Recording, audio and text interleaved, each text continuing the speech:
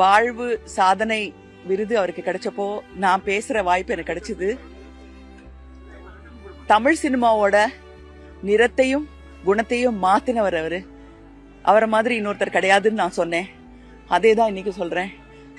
பாரதி ராஜா இல்லாம தமிழ் சினிமால யதார்த்தம் வர்றதுக்கு ஒரு வாய்ப்பே கிடையாது.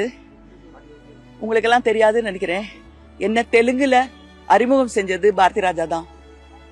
புதிய வார்ப்புகளோட தெலுங்கு வெர்ஷனான படத்துல என்ன நடிக்க வச்சாரு.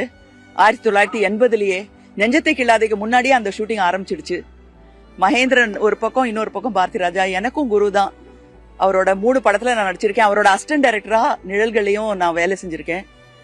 குடும்பத்துல ஒருத்தரா இருந்தாரு. கமல் மேலேயும் எங்க அப்பா மேலேயும் எனக்கும் இருந்த அந்த பாசம் எல்லாத்தையும் சேர்த்து ஒன்னா மணி மேலேயும் வச்சிருந்தாரு.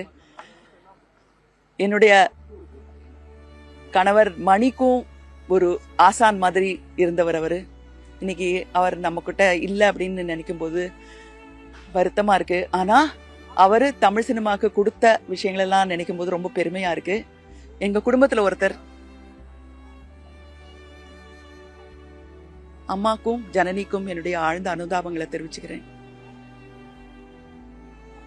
பாரதி ராஜாவை எப்பவுமே நாங்க யாருமே மறக்க மாட்டோம். நன்றி.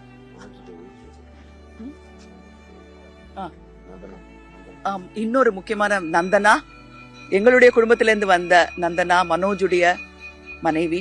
அவருக்கும் என்னுடைய ஆழ்ந்த அனுதாபங்களை தெரிவித்துக் கொள்கிறேன். சில வருஷம்